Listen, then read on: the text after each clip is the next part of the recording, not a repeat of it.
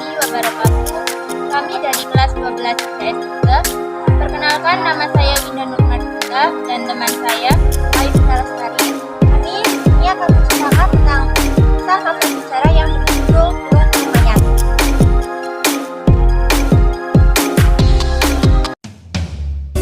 Sebuah kisah percintaan dari seorang tokoh bernama Setadewa atau kerap disebut Teto. Diceritakan bahwa Teto atau Setadewa adalah anak dari seorang kapten prajurit Belanda atau Braja Basuki yang mempunyai hubungan dengan Larasati atau Atik, yang juga anak seorang tentara namun mempunyai darah Keraton Surakarta. Hubungan keduanya sudah dimulai semenjak mereka kecil karena keluarga mereka sudah saling mengenal. Suatu saat Jepang menguasai Indonesia, ayah Teto, Kapten Braja Basuki, ditangkap Jepang, sedangkan ibunya dijadikan pendidik oleh salah satu tentara Jepang. Hal inilah yang lantas menyebabkan Teto benci kepada Jepang. Sementara itu, Teto diasuh oleh keluarga Atik yang berdomisili di Jakarta. Mulai ada hubungan spesial antara Teto dan Atik karena mereka tinggal dalam satu rumah. Beranjak dewasa, Teto mendaftarkan diri menjadi tentara KNIL. Dia bertemu dengan Mayor Van Bruggen yang dulu mencintai ibunya yang bernama Maris.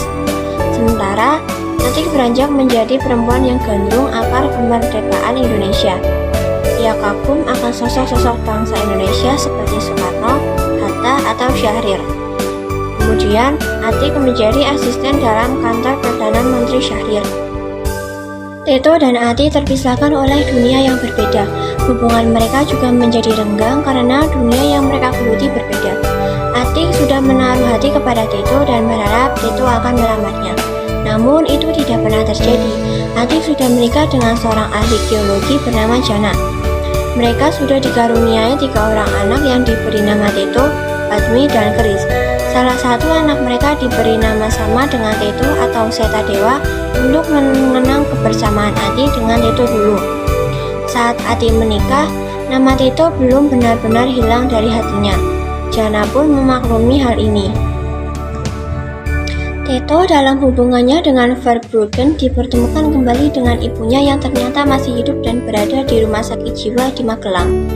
Walaupun Verbruggen tidak menikah dengan ibu Teto, namun rasa cintanya tetap besar. Tak lama kemudian ibunya meninggal. Perang pasca kemerdekaan telah usai. Teto meninggalkan Indonesia untuk belajar di luar negeri. Sekembalinya ke Indonesia, ia menjadi seorang direktur sebuah perusahaan minyak. Sebuah momen yang tepat ketika Teto kembali ke Indonesia, ternyata Atik akan melakukan ujian tesisnya tentang burung manyar. Teto menghadiri ujian tersebut bersama tamu undangan lain. Ia masih terpesona ketika melihat Atik berada di atas podium untuk menjawab pertanyaan yang diajukan oleh para penguji. Tanpa disadari, Atik juga melihat Teto di antara tamu undangan. Selepas ujian, Atik menghampiri Teto yang menginap di salah satu rumah temannya. Sontak, pertemuan keduanya adalah pertemuan yang emosional dan intim. Bagaikan sepasang kekasih yang lama tak berjumpa, mereka berpelukan dan disaksikan oleh Jana. Sebagai suami yang paham akan keadaan istrinya, Jana sangat memaklumi kondisi Atik yang begitu merindukan Teto. Pertemuan hari itu mengawali keakraban antara Teto, Atik, Jana, dan Ibu Antana. Keakraban di antara Teto dan keluarga itu terjalin dengan amat baik. Mereka saling bercerita tentang keadaan masing-masing dan Teto dikenalkan pada 3 anak Atik. Sampai pada sebuah hal bahwa ayah Jana yang sedang sakit ingin anaknya pergi naik haji. Permintaan yang sulit karena sebelumnya Jana dipecat dari perusahaan tempat ia bekerja karena suatu alasan. Akhirnya Jana dan Atik pergi haji bersama-sama. Namun kabar buruk menimpa mereka.